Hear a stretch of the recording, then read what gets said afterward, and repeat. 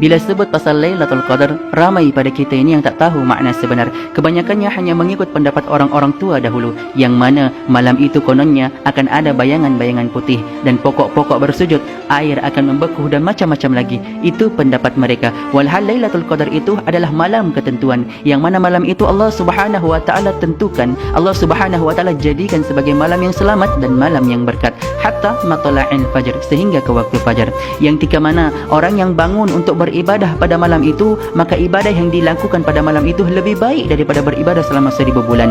Sehingga kan pahala orang yang beribadah pada malam itu akan digandakan sehingga 1000 kali ganda pahalanya.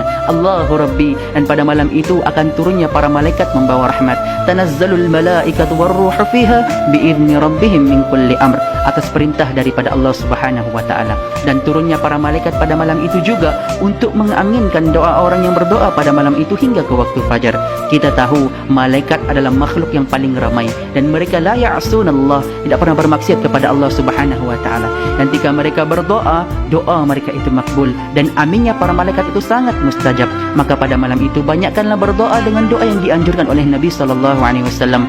Allahumma innaka afun tuhibbul afwa fa'fu anni. Ya Allah, sesungguhnya Engkau Maha Pengampun, Kau cintakan pengampunan, maka ampunilah aku. Kerana ingatlah, sangat-sangat rugi orang yang hidup di bulan Ramadan, duduk dalam bulan Ramadan, tapi Ramadan berlalu begitu sahaja tanpa dia mendapat pengampunan daripada Allah Subhanahu wa taala. Nabi sallallahu alaihi wasallam bersabda, "Man qama Ramadana imanan wa ihtisaban, ghufira lahu ma taqaddama min dhanbih." Sesiapa yang bangunkan Ramadan dengan beribadah, imanan wa ihtisaban, dengan keimanan dan mengharapkan ganjaran daripada Allah Subhanahu wa taala, maka ghufira lahu ma taqaddama min dhanbih, diampunkan baginya atas dosanya yang telah lalu. Tanggung di sini hanya dosa-dosa kecil sahaja yang Allah Subhanahu wa taala akan ampunkan. Dosa besar terampun hanya dengan bertaubat. Dari itu ingatlah, syarat taubat itu ada 4. Pertama, menyesal. Kedua, berhenti dari buat dosa itu. Ketiga, azam tidak mengulanginya. Dan yang keempat, jika ada salah dengan orang lain, maka kena minta maaf dan minta redha daripada mereka. Dan ingatlah, Lailatul Qadar ini bukan khusus buat orang-orang tertentu sahaja, tapi ia umum untuk kita semua yang mahu mencarinya.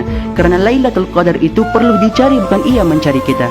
Kerana itu kita tak tahu di 10 malam yang terakhir itu Lailatul Qadar terjadi di malam keberapa. Kita tidak tahu. Sebab itu pesan Nabi sallallahu alaihi wasallam, carilah Lailatul Qadar itu di 10 malam yang terakhir, di malam-malam yang ganjil, yakni 21, 23 dan seterusnya.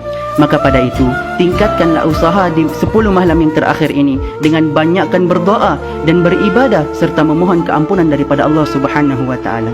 Kerana tiada nikmat yang lebih besar di dunia ini selain nikmat pengampunan daripada Allah Subhanahu wa taala untuk kita meraih syurganya Allah Subhanahu wa ta'ala.